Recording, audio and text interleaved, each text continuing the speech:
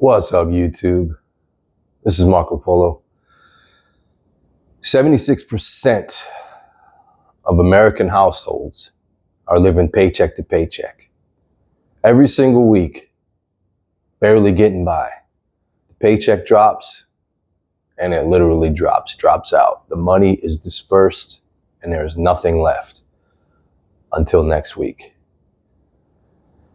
I don't know about you, but if you don't have a little bit extra left over, how are you to invest for your future? How are you to deal with an emergency? How are you to have anything extra to enjoy life? And okay, so you're living paycheck to paycheck. Pretty much all of us are. And we are dealing with emergencies because life happens. You're going to get sick once in a while. You're going to have problems. Your vehicle is going to have issues. You know, you're going to have one of your children needs to stay home, and you're going to need to stay with your child. You're going to have to call in. Things happen. Life happens. So when this does, there's no cushion left over because there's no money left over at the end of the month. Or like some people will say, there's no month left over at the end of the money. There's too much month and not enough money. I don't know how they say that. But the fact of the matter is, this is a dangerous situation that a majority of Americans are facing right now. And we are, in my opinion, in a very deep recession. Spending has been pulled back by the average household. The thing is, there's some strange dynamic going on right now where the average household, the middle class, the lower class, is no longer counted, does no longer matter. It's the higher class, upper middle class, and the higher class that's doing the majority of the spending because they are thriving right now. They're the asset holders. They're the ones who collect the rents. They're the ones who are raising the prices on products so that their business doesn't suffer. They're the ones getting, the low tax rates. As we, the workers, pay highest rate possible with the income tax, they are ripping us to pieces. Seriously, it is unbelievable how much money you have to pay in tax being an employee. But an employer, man, that's a write-off. There's write-offs everywhere you look. Write off your business, write off losses, write off expenses. If you're a business owner and you buy a new car, you buy a car for the business. It's a write-off so that you can use the car to conduct your business or to get you back and forth to your business. Your cell phone, write that off. You need your phone to call, right?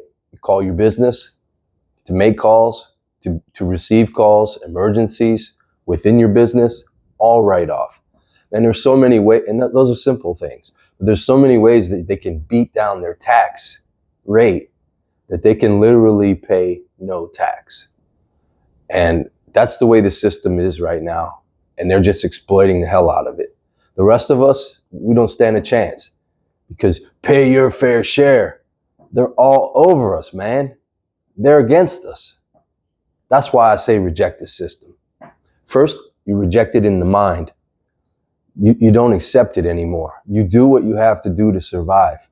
But you keep it in the back of your mind that you no longer drink the Kool-Aid. You no longer believe in this system that you exist in. And when enough of us don't believe in the system that we exist in, something will spark a change, and we will all get behind it. Now, to throw a few more statistics out, they did this same poll for Americans in 2025, living paycheck to paycheck for 2024. So they asked the people in 2025, rounded up the data for the entire year of 2024, and it was reported that 57% of Americans were living paycheck to paycheck. And now we're at 76% of households within an entire year, a year and a half later. I mean, that's alarming. That is a 50% rise in people who are struggling to make it month in and month out. A 50% rise. Too much. This is too much. When is enough enough?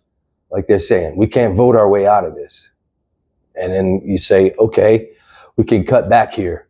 Let's go shopping at the cheaper grocery stores. Let's, get thrifty with what we have. Yes, you should do that. You should go and find the best deals possible that you can find to preserve what little, the crumbs that they're giving you and the crumbs that they're giving me. We have to preserve them the best we can so that you have something, a little something for a rainy day. But today is raining already. So maybe so you have something to cover another expense that you wouldn't be able to cover otherwise had you not gone with a generic brand, cheaper, literally gone without, choosing what you can do, what you can't do, canceling needs that are less important than needs that are more important.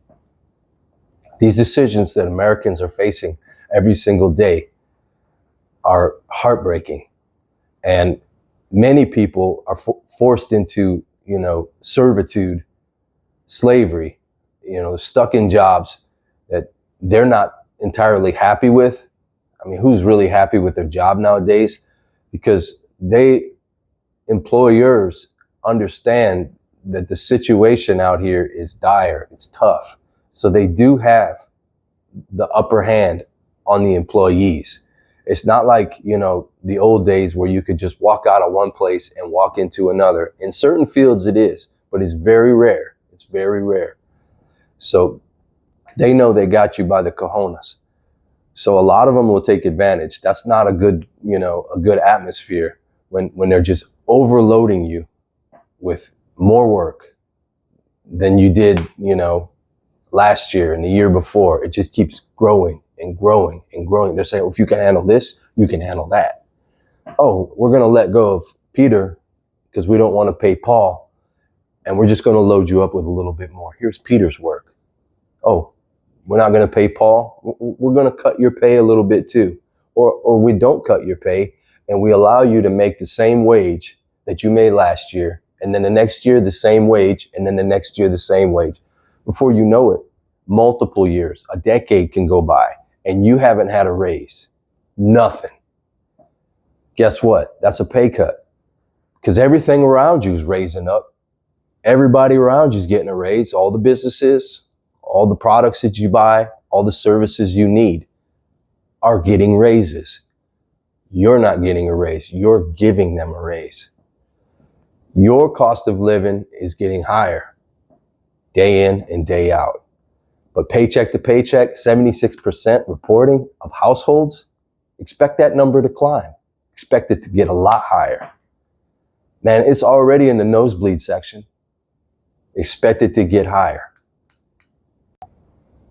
And guess what? Here I am reporting that it's getting scary out here for people who have jobs. It's getting dangerous for people out here who are producing within the economy. People who are out there day in and day out, waking up early, going out there, doing their best, dragging their butts home, tired as all get out, doing whatever it takes to get those paychecks. And those paychecks are no longer cutting it. Here's another scary statistic. Here in 2026, it's reported that 45% of new college graduates are unemployed, facing unemployment into the future and unemployed right now. You mean to tell me you spent all that money, spent all that time, trained hard, came up, did everything the right way. They told you, they guided you all the way through school to get good grades, graduate high school, get into a good college, figure out what you want. Follow your passion, they say. Follow it. Okay, you followed your passion and you continued to do what you were told. And you did well at what you had. And you graduated your university, your college, your school, beyond. You're getting out and there's nothing here for you. That is a damn shame. That is a damn shame. I feel for our younger people coming up who did everything the right way. Opportunities are further and fewer in between. And these people, these youngsters, they're putting out resumes and they're doing things professionally the way they were taught, but they do not have the experience in many of the positions. But they are experienced in education. They're ready for their next level, but their next level doesn't even exist. Their wings are out, they're ready to fly, and the bottom is dropped out underneath them. There's nowhere to go. Many people are choosing to stay with their parents, even after college. So here you are, you have student debt, and you have to pay it. The clock is ticking now. The interest is running, but you're not working. So many folks, you got to take anything. You know, it's a stressful situation. You take any job. You take a job that you could have took had you not even graduated high school in order to pay your tuition for your college, in order to satisfy that student loan, and what little bit you can, if you can't defer it anymore. What a hell of a situation to walk out of school with a mortgage on your ass, a hefty, hefty bill that cannot be canceled and that you have to carry possibly for the rest of your life. Are you not to succeed? Do I think this economy is eventually going to get better? I don't know. I think it will. I do think it will, but I'm an optimistic person. But what we have right now is not better.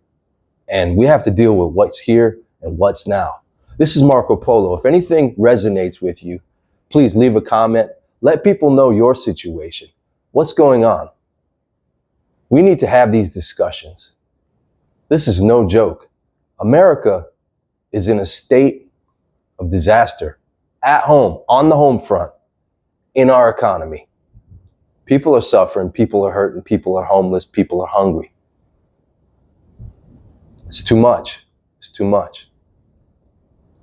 All right, folks, I'll see you in the next video.